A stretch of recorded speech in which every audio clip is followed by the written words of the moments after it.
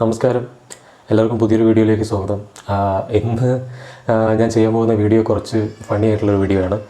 നാർസിസ്റ്റുകളെ കുറിച്ചാണ് എൻ്റെ ഇന്നത്തെ വീഡിയോ. നാർസിസ്റ്റുകളെ, സോഷ്യൽ മീഡിയയിൽ നാർസിസ്റ്റുകളുടെ സ്വഭാവം എന്നതാണ് നമ്മുടെ ടോപ്പിക്. നാർസിസ്റ്റുകളെ കുറിച്ച് എല്ലാ തവണയും വീഡിയോ ചെയ്യാറുണ്ടല്ലോ. ഇത്തവണയും നാർസിസ്റ്റിനെ കുറിച്ച് എന്ത് വീഡിയോ ആണെന്ന് ചോദിക്കുമ്പോൾ അതിൽ കുറച്ചുകൂടെ വിശദമായി പറഞ്ഞാൽ സോഷ്യൽ മീഡിയയിൽ ഒളിഞ്ഞിരിക്കുന്ന നാർസിസ്റ്റുകളെ കുറിച്ചാണ് എന്ന വീഡിയോ. സോഷ്യൽ മീഡിയയിൽ ഒളിച്ചിരിക്കുന്ന ചില പേഴ്സണാലിറ്റി ടൈപ്പ് ബാക്കിയുള്ളവരെ അബ്യൂസ് ചെയ്യാനും ബാക്കിയുള്ളവരെ ഉപദ്രവിക്കാനും ഒളിഞ്ഞിരുന്ന് പ്രവർത്തനങ്ങൾ നടത്തുന്ന കുറച്ച് കുൽസിത പ്രവൃത്തികൾ നടത്തുന്ന ആൾക്കാരെ കുറിച്ചാണ് ഇന്നത്തെ വീഡിയോ. അതിൽ ഒബ്വിയസ്ലി എല്ലാവരെയും നമ്മൾ നാർസിസ്റ്റുകളൊന്നും വിളിക്കുന്നില്ല, പക്ഷേ അതിലെല്ലാവരും ഒരുവിധം എല്ലാവരും നാർസിസ്റ്റുകളാണെന്നാണ്. അപ്പോൾ അങ്ങനെയുള്ള ആൾക്കാരെ ഇന്ന് കണ്ടെത്താനും പൊളിച്ചെടുക്കാനുമുള്ള ഒരു വീഡിയോ ആയിട്ടാണ് ഞാൻ വന്നിരിക്കുന്നത്. അപ്പോൾ എല്ലാവർക്കും വീഡിയോയിലേക്ക് സ്വാഗതം. സോഷ്യൽ മീഡിയ നമ്മുടെ ലൈഫിലേക്ക് വന്ന ഒരു കാലം നിങ്ങൾക്ക് ഓർമ്മയുണ്ടോ? സോഷ്യൽ മീഡിയ വന്ന് കയറിയത് എങ്ങനെയാണ്? വളരെ യൂസ്ഫുൾ ആയിട്ടുള്ള ഒരു മെറ്റീരിയലായിട്ട്, അതായത് ഹ്യൂമൻ ടു ഹ്യൂമൻ കണക്ഷൻ വളരെയധികം മെച്ചപ്പെടുത്തുന്ന ഒരു ടൂളായിട്ടാണ് സോഷ്യൽ മീഡിയ നമ്മുടെ ഇടയിൽ വന്നു എന്ന് പറഞ്ഞാൽ നമുക്ക് തെറ്റായിരിക്കും. കാരണം സോഷ്യൽ മീഡിയ നമുക്കിടയിൽ മറ്റെന്തൊക്കെയോ രീതിയിലാണ് വന്നത്. സോഷ്യൽ മീഡിയയുടെ ദുരുപയോഗമാണ് ആദ്യമായി മനുഷ്യരിലേക്ക് വന്നത് നമ്മുടെ ആൾക്കാരുടെ ഇടയിൽ. അത് പ്രൊജക്റ്റ് ചെയ്തതിന് ശേഷമാണ് സോഷ്യൽ മീഡിയ നല്ല വശങ്ങൾ പിന്നീട് നമ്മുടെ നാട്ടുകാർ അറിഞ്ഞു തുടങ്ങിയത്. ശരിക്കും ഇത് നമ്മുടെ ഒരു ഇൻവെൻഷൻ അല്ലായിരുന്നല്ലോ. ഗ്ലോബലൈസേഷൻ്റെ ഭാഗമായിട്ട് നമ്മളിലേക്ക് വന്നതാണ് മോഡേൺ മീഡിയാസും സോഷ്യൽ മീഡിയാസും ഉൾപ്പെടെയുള്ള സ്മാർട്ട് ഫോൺസും എല്ലാം. അപ്പോൾ ഇത് കുരങ്ങൻ്റെ കയ്യിൽ പൂമാല കിട്ടുന്ന പോലെയായിരുന്നു കുറേ നാൾ. അത് കഴിഞ്ഞിട്ട് ഈ കുരങ്ങന്മാരിൽ ഭേദപ്പെട്ട കുരങ്ങൻ അത് ഏറ്റെടുത്തപ്പോൾ അതിൻ്റേതായിട്ടുള്ള ഗുണങ്ങളും വന്നു തുടങ്ങിയിട്ടുണ്ട്. അങ്ങനെ മനുഷ്യരും തമ്മിലുള്ള കമ്മ്യൂണിക്കേഷൻസ് ബെറ്ററായി വന്നു. നല്ല നല്ല പലപ്പോഴും നമ്മുടെ പല പ്രതിസന്ധികളും കടന്നു പോയപ്പോൾ, കോവിഡിൻ്റെ പ്രതിസന്ധിയും പ്രളയത്തിൻ്റെ പ്രതിസന്ധിയൊക്കെ കടന്നു പോയപ്പോൾ നമുക്ക് അതിജീവിക്കാൻ കുറേ അധികം നമ്മളെ സഹായിച്ചത് സോഷ്യൽ മീഡിയാസാണ്, സോഷ്യൽ മീഡിയ വഴിയുള്ള കമ്മ്യൂണിക്കേഷൻസാണ്. ഇത്തരത്തിൽ മനുഷ്യനും തമ്മിലുള്ള എത്രയും പെട്ടെന്നുള്ള കണക്ഷനുകൾ എത്രയും പെട്ടെന്നാണ് ഒരുപാട് പേരുടെ ജീവൻ രക്ഷിക്കാൻ വരെ കാരണമായത്. അപ്പോൾ ഈ സോഷ്യൽ മീഡിയ ഇത്തരത്തിൽ വളർന്നു പന്തലിക്കുന്ന സമയത്ത്, ഈ സോഷ്യൽ മീഡിയ വളരുന്നതനുസരിച്ച് സോഷ്യൽ മീഡിയ വലിയൊരു പ്ലാറ്റ്ഫോമും കൂടെ കൊടുക്കുകയാണ് ചുറ്റുമുള്ളവർക്കും. ഇപ്പം കലാകാരല്ലാതായിരുന്നവർ ഒരുപാട് പേർ എന്നൊക്കെ പറഞ്ഞ് നമ്മളിപ്പോൾ ആർഗ്യുമെൻ്റൊക്കെ കേൾക്കാറില്ലേ. സോഷ്യൽ മീഡിയ ശരിക്കും അങ്ങനെ ഒരു സ്പേസാണ്. സോഷ്യൽ മീഡിയ എല്ലാവർക്കും ഒരു സ്പേസ് കൊടുക്കുന്ന ഒരിടമാണ്. സോഷ്യൽ മീഡിയ തുല്യമായിട്ടുള്ളൊരു സ്പേസ് വാഗ്ദാനം ചെയ്യുന്ന ഒരു സ്പേസാണ്. അപ്പോൾ സ്വാഭാവികമായിട്ടും ഈ പറയുന്ന നാർസിസ്റ്റിക് ട്രെയ്റ്റ്സായ admiration, self importance, self reflection, ഇതൊക്കെ വളരെയധികം കൂടുതലായിട്ട് സോഷ്യൽ മീഡിയയിൽ കാണാനായിട്ട് വരും. അപ്പോൾ അതായത് ഈ നാർസിസ്റ്റുകൾ പൊതുവേ inflated sense of self importance ഉള്ളവരാണല്ലോ. അവരിലേക്ക് അറ്റൻഷൻ എപ്പോഴും അവർക്ക് വേണം. അവരിലേക്ക് ഈ ഒരു അറ്റൻഷൻ ഉണ്ടായാൽ മാത്രമേ അവർക്ക് കൃത്യമായി അവർ ബെറ്റർ ആണെന്ന് ബാക്കിയുള്ളവർ പറഞ്ഞുകൊണ്ടിരുന്നാൽ മാത്രമേ അവർക്ക് അവരുടെ ലൈഫ് ഫുൾഫില്ലിംഗ് ആണെന്ന് ഫീൽ ചെയ്യുകയുള്ളൂ, അവരുടെ ഈഗോ ഫീഡ് ആവുകയുള്ളൂ. അങ്ങനെയാണ് അവർ വർക്ക് ചെയ്യുന്നത്. അപ്പോൾ അവർക്ക് ഒരു ഗോൾഡൻ ഓപ്പർച്യൂണിറ്റി ആയിരുന്നു സോഷ്യൽ മീഡിയ എന്ന് പറയുന്നത് കയ്യിലോട്ട് കിട്ടുന്നത്. ഇവിടെ ഒരു കൺട്രോൾ എടുക്കാനുള്ള ടെൻഡൻസീസിനെയൊക്കെ സോഷ്യൽ മീഡിയ ഒരു പറ്റിയ പ്ലാറ്റ്ഫോമായിരുന്നു. സോഷ്യൽ മീഡിയയിലൂടെ ആ കൺട്രോളിങ് എടുക്കൽ നടപ്പിലാവുമ്പോൾ അവരാണ് ഏറ്റവും കൂടുതൽ അത് ആസ്വദിക്കുകയും അതിൽ ത്രൈവ് ചെയ്യുകയും ചെയ്തിരുന്നത്. നമുക്ക് ഈ സോഷ്യൽ മീഡിയയിലൂടെ മാനിഫെസ്റ്റ് ചെയ്ത് കാണാൻ പറ്റുന്ന കുറച്ചധികം നാർസിസ്റ്റിക് ട്രെയ്റ്റ്സ് നമുക്കിപ്പോൾ പരിശോധിക്കാം. ഒന്നാമത് എക്സസീവ് സെൽഫ് പ്രൊമോഷൻ. വളരെ എക്സസീവായിട്ട്, വളരെ കൂടുതലായിട്ട് സെൽഫ് പ്രൊമോഷൻ നടത്തുന്ന ഒരു മേഖലയായി സോഷ്യൽ മീഡിയ മാറിയിട്ടുണ്ട്. നിങ്ങൾക്കെല്ലാം അറിയാമായിരിക്കും. സോഷ്യൽ മീഡിയ റീലുകളും സോഷ്യൽ മീഡിയ കണ്ടൻറ് ഇൻഫ്ലുവൻസേഴ്സും കൂടിയിട്ട് ഒരുപാടധികം കണ്ടൻറ്റ്, ഇതുപോലെ കണ്ടൻറ്റ് ഒരുപാടധികം കണ്ടൻറ്റ് പ്രൊമോട്ട് ചെയ്യുന്നുള്ള രീതിയിലും അല്ലാതെയും അവരുടെ സെൽഫ് പ്രൊമോഷൻ എന്നുള്ള രീതിയിലും സ്വന്തമായിട്ട് ഒരുപാട് പോസ്റ്റ് ചെയ്യുന്നത് നമ്മൾ കണ്ടിട്ടുണ്ട്. അവരുടെ സെൽഫീസ് മാറി പോസ്റ്റ് ചെയ്യുക, അതിനൊപ്പം അവർ ട്രാവൽ ചെയ്യുന്നത് പോസ്റ്റ് ചെയ്യുക, അവർ ട്രാവൽ ചെയ്യുന്ന സ്ഥലങ്ങൾ പോസ്റ്റ് ചെയ്യുക, അവർ ലക്ഷറി വില്ലാസ്, അവർ താമസിക്കുന്ന വില്ലാസ് അല്ലെങ്കിൽ റെസ്റ്റോറൻറ്റ്സ് പോസ്റ്റ് ചെയ്യുന്നതിനെ പറ്റിയിട്ടുള്ള പോസ്റ്റുകൾ ഇടുക, അല്ലെങ്കിൽ അവർ കഴിച്ച ഫുഡിനെ പറ്റിയിട്ട് എക്സോട്ടിക് ആയിട്ടുള്ള റെസ്റ്റോറൻറ്റ്സിനെ കുറിച്ച് പോസ്റ്റുകൾ ഇടുക. പിന്നെ അവർ യാത്രകളിൽ അച്ചീവ് ചെയ്ത കാര്യങ്ങൾ, അതിനിടയ്ക്ക് അവർക്ക് കിട്ടിയ കാര്യങ്ങളൊക്കെ വളരെ എക്സാഗ്രേറ്റ് ആയിട്ട് പൊലിപ്പിച്ച് കാണിച്ചുകൊണ്ട് ബാക്കിയുള്ളവരുടെ അഡ്മിറേഷനും ഫാൻ ബേസും ഒക്കെ നേടിയെടുക്കുക, അതിലൊരു വല്ലാത്ത ആനന്ദം കണ്ടെത്തുക. നമ്മുടെ ആ ഒരു സോഷ്യൽ മീഡിയയുടെ ഒരു എക്സ്റ്റസി, അതായത് അതിങ്ങനെ ഉയർന്നു വന്നു കഴിഞ്ഞപ്പോൾ നമ്മൾ കണ്ടത് ഇതെല്ലാം, അതായത് യൂട്യൂബിലാണെങ്കിലും ഇൻസ്റ്റാഗ്രാമിലാണെങ്കിലും ഫേസ്ബുക്കിലാണെങ്കിലും ട്രെൻഡിങ് ആയിട്ടുള്ള പോസ്റ്റുകളും ട്രെൻഡിങ് ആയിട്ടുള്ള വീഡിയോസും എല്ലാം ഫാമിലി വ്ളോഗുകളും, ഇതുപോലെ യാത്ര പോകുന്ന വ്ളോഗുകളും, അതുപോലെ എക്സ്ക്ലൂസീവായിട്ടുള്ള ഇത്തരത്തിലുള്ള എക്സ്പെൻസീവായിട്ടുള്ള കണ്ടൻറ്റ് ഈ കൺസ്യൂം ചെയ്യുന്ന വീഡിയോസും, അങ്ങനെ പലതരത്തിലുള്ള സെൽഫ് പ്രൊമോഷൻ ബേസ് ചെയ്തുള്ള വീഡിയോസാണ് നമ്മൾ കണ്ടിരുന്നത് മുഴുവൻ. ഇപ്പോൾ ഒരു എക്സാമ്പിൾ, ഒരു സോഷ്യൽ മീഡിയ നാർസിസിസ്റ്റ് എപ്പോഴും ലൈക്ക് അവരൊരു ഡെയിലി പോസ്റ്റ് വീതം ഇടും, ലൈക്ക് അവരൊരു ഡെയിലി പോസ്റ്റ് വീതം പോസ്റ്റ് ചെയ്യാറുണ്ട് അവരുടെ പെർഫെക്റ്റ് ലൈഫ് കാണിക്കാൻ വേണ്ടിയിട്ട്. ആക്ച്വലി പെർഫെക്റ്റ് ലൈഫ് എന്ന് പറയുന്ന ഒരു സാധനം ഇല്ല. അതുണ്ടെങ്കിൽ തന്നെ അവർ കാണിക്കുന്നത് വളരെ ഹെവി ആയിട്ട് ഫിൽറ്റേർഡ് ആയിട്ടുള്ള സ്റ്റേജ്ഡ് ആയിട്ടുള്ള ഒരു രീതിയിലുള്ള വീഡിയോസും പോസ്റ്റുകളുമായിരിക്കും അവരിടുന്നത്. നിങ്ങൾക്കറിയാമായിരുന്നില്ലേ, വളരെ സ്ക്രിപ്റ്റി ആയിട്ട് പ്രിപ്പയർ ചെയ്ത് കഴിഞ്ഞ വീഡിയോസും അതിനനുസരിച്ചുള്ള പെർഫെക്റ്റ് ആയിട്ടുള്ള കട്ട് ചെയ്ത പെർഫെക്റ്റ് ആയിട്ട് എഡിറ്റ് ചെയ്ത വീഡിയോസും ഫോട്ടോകളും ഒക്കെ അവർ പോസ്റ്റ് ചെയ്തുകൊണ്ട് ഞങ്ങളെന്തോ പെർഫെക്ഷൻ സീക്ക് ചെയ്യുന്നവരാണ്, പെർഫെക്റ്റ് എഡിറ്റേഴ്സ് ആണെങ്കിൽ പെർഫെക്റ്റ് കണ്ടൻറ് ക്രിയേറ്റേഴ്സ് ആണെന്നുള്ള ഇമേജ് ക്രിയേറ്റ് ചെയ്ത് വലിയൊരു ഫോളോയിങ് ഉണ്ടാക്കിയെടുക്കുന്ന ആൾക്കാരെയൊക്കെ ആ സമയത്ത് നമ്മൾ ഒരുപാട് കണ്ടിട്ടുള്ളതാണ്, ഇപ്പോഴും കാണുന്നതാണ്. അവർ ഈ ഇൻഡയറക്റ്റ് ആയിട്ടുള്ള ക്യാപ്ഷൻസ് ഒക്കെ കൊടുത്തിട്ട് കൂടുതൽ കോംപ്ലിമെൻറ്റ്സ് കിട്ടാൻ വേണ്ടിയിട്ട് ഇങ്ങനെ ശ്രമിച്ചുകൊണ്ടിരിക്കും. അതിനൊപ്പം തന്നെ ഏതെങ്കിലും തരത്തിൽ അവർക്ക് ക്രിറ്റിസിസം വരുന്ന കമൻറ്റുകളെയൊക്കെ അവരത് തിരിച്ചു വിട്ട് ഈ കമൻറ്റ് ചെയ്ത ആളിനെതിരെ എല്ലാവരും അറ്റാക്ക് ചെയ്യുന്ന രീതിയിലേക്ക് ആക്കിയിട്ട് അവരതിന് ഇട്ട് കൊടുക്കും. ഇതവരുടെ ഒരു പ്രത്യേക പ്രക്രിയയാണ്. ഇത് ഇത്തരത്തിൽ ചെയ്യുന്നവരുടെ ഒരു പ്രത്യേക വിക്രിയയാണ്. അത് കുറച്ച് ശ്രദ്ധിച്ചു കഴിഞ്ഞാൽ അങ്ങനെയുള്ള ആൾക്കാരെ നമുക്ക് ഐഡൻറ്റിഫൈ ചെയ്യാനായിട്ട് സാധിക്കും. ഇപ്പോൾ വളരെയധികം സോഷ്യൽ മീഡിയ ഫാൻ ഫോളോയിങ് ഉള്ള ഒരു സെലിബ്രിറ്റി അല്ലെങ്കിൽ ഒരു ഇൻഫ്ലുവൻസർ അവരൊരു ദിവസം ഇങ്ങനെ ഒരു പോസ്റ്റ് ഇടുകയാണ്, feeling very sad, feeling very under appreciated എന്നൊക്കെ പറഞ്ഞിട്ട് ഒരു പോസ്റ്റ് ഇടുകയാണെന്ന് നോക്കിയാൽ ഉടനെ അവൻ്റെ താഴെ ചെന്നിട്ട് എല്ലാവരും കൂടെ കമൻറ്റ് ഇടാനും അയാൾക്ക് ആശ്വാസം പകർന്നു കൊടുക്കാനും ഒക്കെ ഓടിച്ചെല്ലാൻ വേണ്ടിയിട്ടാണ് അവർ ഈ കമൻറ്റ് ഇടുന്നത്. ഈ ലൈക്കും കമൻറ്റും അവർക്ക് ഫ്യൂവൽ കിട്ടുന്ന പോലെയാണ്. അവരുടെ എൻജിൻ പ്രവർത്തിച്ചുകൊണ്ടിരിക്കുന്നത് ഈ ഫ്യൂവൽ വഴിയാണ്.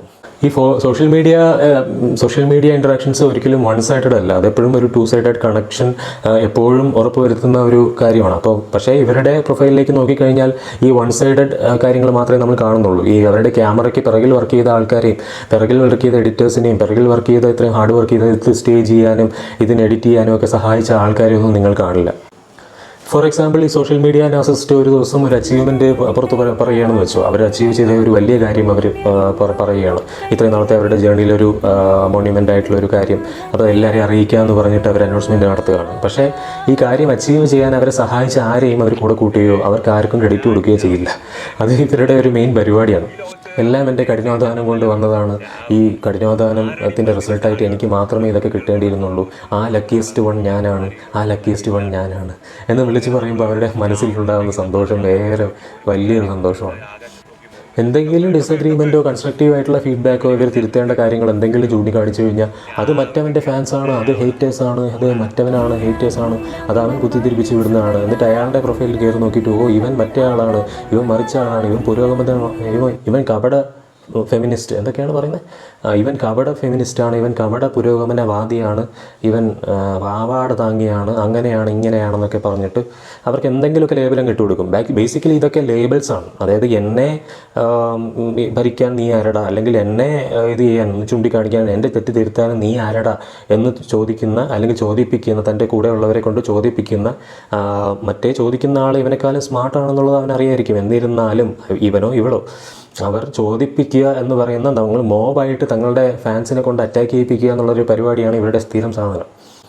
അപ്പോൾ ഒരു എക്സാമ്പിളായിട്ട് പറയുകയാണെങ്കിൽ ഒരു സോഷ്യൽ മീഡിയയിലെ നാർസിസ്റ്റിക് ഒരു സെലിബ്രിറ്റിയോ ഒരു ഇൻഫ്ലുവൻസർ അവർക്ക് ഒരു നെഗറ്റീവ് കമൻറ്റ് കിട്ടിയെന്ന് വയ്ക്കുക, അവരതിനെ പബ്ലിക്കായിട്ട് അറ്റാക്ക് ചെയ്ത് നാട്ടുകാർക്ക് അത് കടിച്ചു തരാൻ വേണ്ടി ഇട്ട് കൊടുക്കും. ഈ കമൻറ്റ് ചെയ്ത ആളെ, ഈ കമൻറ്റ് ചെയ്ത ആൾ അത് ശരിയായിട്ടുള്ളൊരു കാര്യമായിരിക്കും ചൂണ്ടിക്കാണിച്ചിട്ടുണ്ടാവുക. പക്ഷേ അവർക്ക് അവരുടെ ഈഗോയെ ഹേർട്ടായതുകൊണ്ട് അവരതിനെ എല്ലാം കൂടെ എടുത്തിട്ട് പബ്ലിക്കിനെ കൊണ്ടുവന്ന് പബ്ലിക്കായിട്ട് ഇയാളെ അറ്റാക്ക് ചെയ്യും.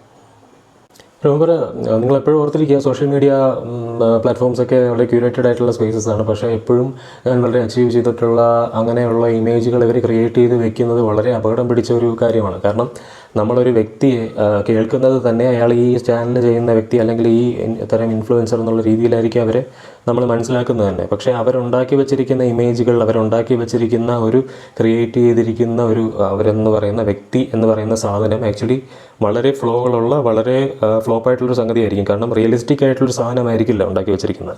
ആൻഡ് ഓൾസോ പെർഫെക്റ്റ് ആയിട്ടുള്ളൊരു സാധനത്തിന് വേണ്ടി ഇവർ ട്രൈ ചെയ്തുകൊണ്ടിരിക്കും, എഡിറ്റ് ചെയ്തും ഈ കാര്യങ്ങളൊക്കെ ചെയ്തും സ്റ്റേജ് ചെയ്തുള്ള ആക്ട്സൊക്കെ പെർഫോം ചെയ്തും ഇവർ ഓരോരോ ക്രിയേറ്റ് ചെയ്യുന്ന സാധനങ്ങളൊക്കെ അങ്ങനെയാണ് ചെയ്യുന്നത്. ഇതൊക്കെ പെർഫെക്റ്റ് ആയിട്ട് നമുക്ക് കാണുന്നവർക്ക് തോന്നും. പക്ഷേ ഇവരുടെ ജീവിതവും പെർഫെക്റ്റാണ്, ഇവരുടെ ക്യാരക്ടറും പെർഫെക്റ്റാണ്, ഇവരുടെ കൂടെയുള്ള ലൈഫും പെർഫെക്റ്റ് ആണെന്നൊക്കെ വിചാരിച്ച് അബദ്ധങ്ങളൊക്കെ ചെന്ന് ചാടിയിട്ടുള്ളവരുടെയൊക്കെ നിങ്ങളിപ്പോൾ അറിയുന്നുണ്ടല്ലോ, ആരുടെയൊക്കെയാണ്, ഞാൻ പേരുകളൊന്നും എടുത്ത് പറയുന്നില്ല.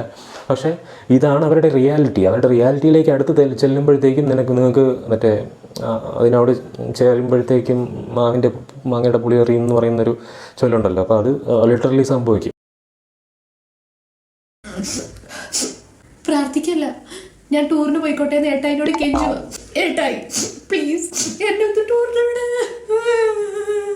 നമ്മുടെ ഗ്രൂപ്പ് ഡാൻസിന്റെ ചില സ്റ്റെപ്പ് ഒന്നും ഏട്ടായിക്ക് ഇഷ്ടപ്പെട്ടില്ല. അതുകൊണ്ട് സ്റ്റെപ്പ് മാറ്റുന്നില്ലെങ്കിൽ എന്നോട് കളിക്കണ്ടെന്നാ പറഞ്ഞത്. സ്റ്റെപ്പ് മാറ്റൂ. എന്റെ ഏട്ടായിനെ കുറ്റം പറയാൻ നിനക്കൊക്കെ എന്ത് അവകാശമുള്ള? എനിക്കൊക്കെ എന്തറിയാം എന്റെ ഏട്ടായിനെ പറ്റിയിട്ട്? എന്റെ അച്ഛനും അമ്മേനേക്കാൾ കൂടുതൽ എന്റെ ഏട്ടായി എന്നെ സ്നേഹിക്കുന്നുണ്ട്, അതറിയോ? എനിക്ക് വേണ്ടി മരിക്കാൻ വരാ പവൻ തയ്യാറാ. നിനക്കൊന്നും അറിയാത്ത മറ്റൊരു കാര്യം ഞാൻ പറയട്ടെ. ഏട്ടായി എന്റെ പേര് പച്ച കുത്തിയിട്ടുണ്ട്, അതും നെഞ്ചില്. നീ ചെയ്യൂ, അത് നീ ചെയ്യൂ. ഇടി എന്റെ ഒരു ഫോട്ടോ എടുത്തുതരും, ഏട്ടായിക്ക് അയക്കാനാ. എല്ലാ ദിവസവും മിനിമം 30 ഫോട്ടോ ഇങ്ങനെ അയക്കണം. കൊള്ളാവോ? എടി, ഞാൻ കുളിക്കുമ്പോ വീഡിയോ കോൾ ചെയ്യാൻ പറ്റത്തില്ല എന്ന് പറഞ്ഞുകൊണ്ട് ഏട്ടായി മരിക്കാൻ പോവാണെന്ന്. ഞാൻ എന്താ ചെയ്യണ്ടേ? എനിക്ക് എന്തിനാ ലൈസൻസ്? എന്നെ ഏട്ടായി ഡ്രോപ്പ് ആക്കിക്കോളും. അതാവുമ്പോ പിന്നെ ലൊക്കേഷൻ ഒന്നും ഷെയർ ചെയ്യേണ്ട ആവശ്യമില്ലല്ലോ. പെൺകുട്ടികൾക്ക് ലൈസൻസും അഭിപ്രായം ഒരേപോലെയാണ് ഏട്ടായി പറയാറ്. രണ്ടും കൈ വെച്ചാൽ മതി, അത്ര ഉപയോഗിക്കേണ്ട ആവശ്യം വരില്ലാന്ന്. ഇന്ന് എനിക്ക് 18 വയസ്സായില്ലേ, അതുകൊണ്ട് ഇന്ന് തന്നെ കല്യാണം കഴിക്കണമെന്ന് ഏട്ടായി പറഞ്ഞു. ഞങ്ങൾ രജിസ്റ്റർ ചെയ്യാൻ പോവാ. എനിക്ക് ഇഷ്ടപ്പെട്ട ജോലി വീട്ടു ജോലിയാ, അതും ഏട്ടായിയുടെ വീട്ടില്. എനിക്ക് നീയും വേണ്ട, നീയും വേണ്ട, നീയും വേണ്ട, മനസ്സിലായില്ലേ? നിനക്കൊക്കെ കുശുമ്പ, നിനക്കൊക്കെ എന്റെ ഏട്ടായിനോട് കുശുമ്പ. ഞങ്ങളുടെ സ്നേഹത്തിന് മുന്നിൽ നിങ്ങൾക്ക് കുശുമ്പ. നീ ഒന്ന് വിചാരിച്ചാൽ ഞങ്ങൾ ഒന്ന് പിരിക്കും. ഈ മറ്റുള്ളവരെ അടിച്ച് താഴെ ഇറക്കുക, ഞാൻ മഹാനാണെന്ന് കാണിക്കാൻ എന്നുള്ളതൊരു ഇവരുടെ സ്ഥിരം ശൈലിയാണ് കേട്ടോ. ചെറുതായ രീതിയിൽ വളരെ തന്ത്രപൂർവ്വം കമ്പാരിസൺസ് നടന്നു തുടങ്ങും ഇയാളെക്കുറിച്ച് മറ്റൊരാളെ തമ്മിൽ. അങ്ങനെ കമ്പാരിസൺസ് നടത്തി ഇയാളുടെ അയാളുടെ ഒരു ക്രെഡിബിലിറ്റി അത്രയ്ക്കില്ല, മറ്റേയാളുടെ അത്ര ഇല്ല എന്ന് വരുത്തി തീർത്ത് ഇയാളെ ചെറുതാക്കുക എന്നുള്ള ഒരു ഉദ്ദേശമാണ് അവരോട് ചെയ്യുന്നത്. അതിനൊപ്പം തന്നെ അവരുടെ സുപ്പീരിയോറിറ്റിയും കൂടെ അവർ ആ സമയത്ത് കൺട്രോൾ നേടിയെടുക്കുകയാണ് ചെയ്യുന്നത്. ആ ഒരു കോൺവെർസേഷൻ തന്നെ കൺട്രോൾ നേടിയെടുത്ത് അവരുടെ സുപ്പീരിയോറിറ്റി ഉറപ്പുവരുത്തുകയാണ് ചെയ്യുന്നത്. കോൺഫ്ലിക്റ്റ് ക്രിയേഷൻ, ഡ്രാമ എന്ന് പറഞ്ഞു കഴിഞ്ഞാൽ ഒടുക്കത്തെ ഡ്രാമ. ആരെങ്കിലും ഇപ്പോൾ മെസ്സേജ് അയക്കുകയാണെങ്കിൽ അവരുടെ താഴെ പോയി ഇതാണെന്ന് പറയുക, അതിനെതിരെ പിന്നെ കുറച്ച് പേര് പറയുക, ഈ എതിരെ പറയുന്നവരെ പിന്നെ എടുത്തിട്ട് കൊടുക്കുക, അതിനെ പല പേരുകൾ മാറി മാറി വിളിക്കുക. മറ്റുള്ള ഫൈറ്റുകളും ഫ്യൂഡുകളും പബ്ലിക് ആർഗ്യുമെൻറ്റുകളും ഒക്കെ ഏകദേശം ഒരേ സാധനം തന്നെയാണ്. നമ്മൾ അന്തം കമ്മി, ചാണകം, കൊങ്ങി എന്നൊക്കെ വിളിക്കുന്ന സാധനങ്ങളൊക്കെ ആക്ച്വലി അങ്ങോട്ടും ഇങ്ങോട്ടുള്ള പേഴ്സണൽ ഫൈറ്റുകളാണ്. ഈ പേഴ്സണൽ ഫൈറ്റുകളിൽ നിന്നും നാർസിസ്റ്റുകൾ പോസിറ്റിവിറ്റി അല്ലെങ്കിൽ അവരുടെ ഒരു ഉള്ളിലേക്ക് ഒരു ഈഗോ അല്ലെങ്കിൽ ഒരു ആനന്ദം കണ്ടെത്തുന്നുണ്ട്. വല്ലാത്തൊരു ആനന്ദം, അവരെ കോർമയിൽ കൊല്ലിക്കുന്ന ആനന്ദം കണ്ടെത്തുന്നുണ്ട്. കാരണം ചെറുപ്പമുള്ള അല്പബുദ്ധിയുള്ള ഒരാളെ അല്പബുദ്ധിയുള്ളവൻ കല്ലെടുത്തെറിയുമ്പോൾ അവനൊരു സുഖം കിട്ടുന്നുണ്ട് എന്നുള്ളതാണ്. കാരണം അല്പബുദ്ധിയുള്ളവൻ വിചാരിക്കുന്നത് ഞാൻ മഹാബുദ്ധിയുള്ള ആളാണെന്നാണ്. അല്പബുദ്ധിയാണെന്ന് അവൻ്റെ ഉള്ളിൽ അവനെ തന്നെ അറിയുകയും ചെയ്യും.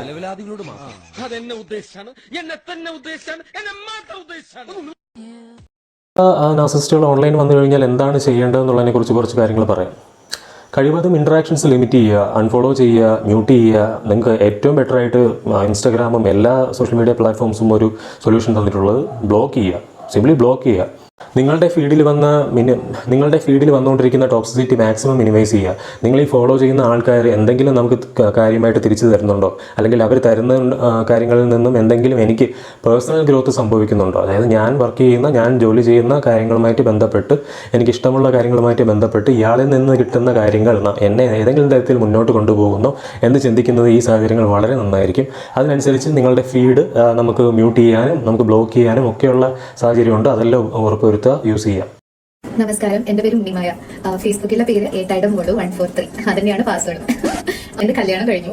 എല്ലാം വളരെ പെട്ടെന്നായിരുന്നു. എനിക്ക് അങ്ങനെ ആരെയും വിളിക്കാനൊന്നും പറ്റിയില്ല. എന്റെ ഏട്ടായി ഭയങ്കര കലിപ്പനായിരുന്നു. അപ്പോൾ ഏട്ടായി വന്ന് വിളിച്ച് അപ്പം തന്നെ ഇറങ്ങി പോണ്ടി വന്നു. അച്ഛനും അമ്മയാണെങ്കിൽ ഭയങ്കര കരച്ചിലൊക്കെയാണ്. പക്ഷെ എന്തൊക്കെ പറഞ്ഞാലും ഏട്ടായുടെ സ്നേഹത്തിനേക്കാൾ വലുതാവില്ലല്ലോ അച്ഛൻ്റെ അമ്മയുടെ സ്നേഹം. കാരണം ഞങ്ങൾ ഒളിച്ചോടി കല്യാണം കഴിച്ചു. ഇന്നേക്ക് ഒരാഴ്ച തികയാണ്. അപ്പോൾ എന്റെ ഫേസ്ബുക്ക് ഫ്രണ്ട്സിനോട് എല്ലാവരോടും പറയണമെന്നുണ്ടായിരുന്നു. അതുകൊണ്ടാണ് ഞാൻ ഇങ്ങനെ ഒരു വീഡിയോ ഇടുന്നത്. കല്യാണം കഴിഞ്ഞിട്ടുള്ള വിശേഷങ്ങളെ പറ്റി പറയാനാണെങ്കിൽ വന്ന ഉടനെ തന്നെ എന്റെ കയ്യിലുണ്ടായിരുന്ന എല്ലാ കാശ് സ്വർണ്ണങ്ങളൊക്കെ ഏട്ടായി എടുത്ത് വെച്ചു. എന്റെ കയ്യിൽ ഇരുന്നാൽ കാണാണ്ടാവും എന്ന് പറഞ്ഞു.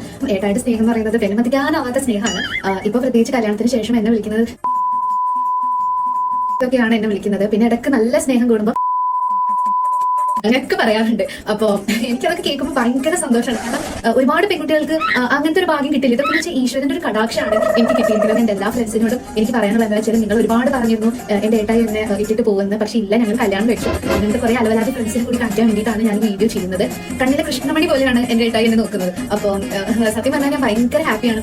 പിന്നെ എല്ലാവരോടും സോറി പറയുന്നുണ്ട്, കാരണം ആരും വിളിക്കാൻ പറ്റാത്തതിന്. പക്ഷെ ഉടനെ തന്നെ ഏട്ടായി ഞാനുമായിട്ടുള്ള എന്തെങ്കിലും വിശേഷങ്ങളൊക്കെ ഞങ്ങൾ ലൈവൊക്കെ വരാം. അപ്പം ഫേസ്ബുക്കിലും യൂട്യൂബിലും എല്ലാവരും എന്നെ ഒന്ന് ഫോളോ ചെയ്യണം. ഉണ്ണിമായ ഏട്ടായിയുടെ മോള് 143 എന്നാണ് എന്റെ പേര്. അപ്പോൾ എല്ലാവർക്കും നന്ദി, നമസ്കാരം, താങ്ക് യു. ആർഗ്യുമെന്റിൽ പോയി ചാടാതിരിക്കുക, നെഗറ്റിവിറ്റിയിൽ പോയി ചാടാതിരിക്കുക. ഈ നെഗറ്റിവിറ്റിയിൽ ചാടാനുള്ള ടെൻഡൻസി നമ്മളെല്ലാം മനുഷ്യരുടെ ഇടയിലുള്ളതാണ്. നമുക്കെല്ലാം ഡ്രാമ കാണാൻ ഭയങ്കര ഇഷ്ടമാണ്, നമുക്കെല്ലാം അടിപിടി കാണാൻ ഭയങ്കര ഇഷ്ടമാണ്. അപ്പോൾ ഈ നെഗറ്റീവായിട്ടുള്ള കാര്യങ്ങൾ നമുക്ക് ചുറ്റും പ്രൊജക്റ്റ് ചെയ്ത് കാണിച്ചുകൊണ്ടിരുന്നത് നമ്മളത് കണ്ടുകൊണ്ടിരുന്നു കഴിഞ്ഞാൽ ഏതൊരു അൽഗോരിതം ആണെങ്കിലും പിന്നെയും നമ്മളെ അത് കാണിക്കാനായിരിക്കും വ്യഗ്രത കൊള്ളുക. അപ്പോൾ നമ്മളെന്താ ചെയ്യേണ്ടതെന്ന് വെച്ച് കഴിഞ്ഞാൽ ഇത്തരം കാര്യങ്ങളിൽ നിന്ന് നോട്ട് ഇൻട്രസ്റ്റഡ് കൊടുത്തു വിടുക, അല്ലെങ്കിൽ നിങ്ങൾ അൺഫോളോ ചെയ്യുക, അൺഫോളോ ചെയ്ത് നോട്ട് ഇൻട്രസ്റ്റഡ് കൊടുത്ത് നിങ്ങൾ ബ്ലോക്ക് ചെയ്ത് നിങ്ങളുടെ ഇതിനെ, നിങ്ങളുടെ പ്രൊഫൈലിനെ പ്രൊട്ടക്റ്റ് ചെയ്ത് വെക്കുക.